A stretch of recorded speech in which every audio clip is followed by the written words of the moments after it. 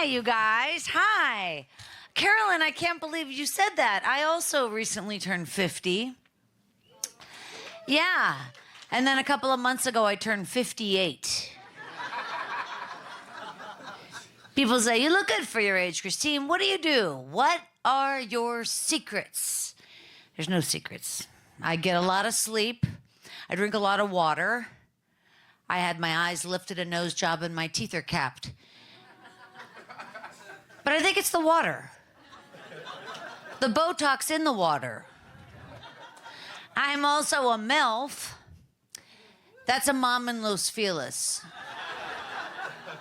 Yeah, my kid is 17. They just started their senior year in high school yesterday.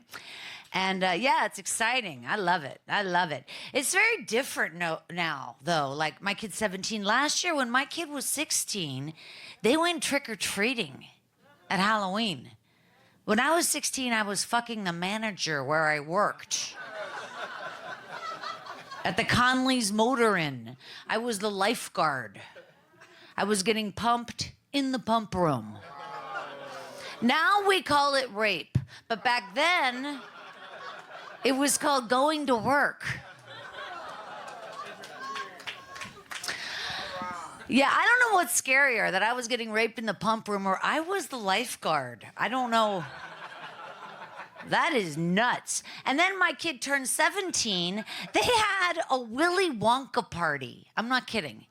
When I was 17, I went across the country with Bobby Pfeiffer in his van with a mattress in the back. So it's different. That's all I'm saying. My kid goes to an art school, by the way, which I love, because there's no sports, there's no dances. They really just focus on the child, you know, their own individual path. Of course, my kid can't read, but that's not the point. They go to a film school, actually. And, you know, sure, they don't know who the president is. They think it's Bill Pullman, but who cares? Next year, we're off to college. Right now, we're looking at colleges. Here's the good news. There's no more standardized testing. Did you know that? There's no more SATs, which I found very difficult. When I was in high school, I couldn't even spell SAT. So, I also used to be a flight attendant, you guys, but it was a while ago. I flew for the Wright brothers. People thought it was glamorous, you know, to be a flight attendant. Well, I lived in Pittsburgh and went to Tampa 24 times a month, so you tell me. Glamour. I flew for 7 years, and then I quit because it turns out I was never going to be the pilot. What? It's a whole different job. I flew for 7 years, and there's 48 states I'm not going to again. That's funny. That's very funny. I used to work the red eyes, because on the red eyes, you know, people sleep, you know. And in fact, we would even tell you that there was no movie. If you can believe this, in the old days, there was only one movie on the whole plane. And we would say, ladies and gentlemen, we apologize in advance because the movie will not be seen tonight. The VCR is broken. Now, a VCR was a machine that held tapes, and you put it... The VCR was never broken, you guys. We just didn't want to see Daddy Daycare again, you see? We wanted to be back in the galley. We'd go back there and pull this curtain. We used to have a curtain. And we'd put a meal cart on its side.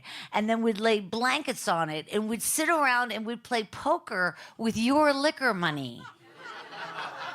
We only had cash. There was no credit cards back then. I'm not kidding. So you would be flying and collecting money for alcohol, you know, $5, $4, $5. You put in your pocket. You'd fly for a couple of days. You'd have over $1,000. And when you get back to your base, you got to turn it in.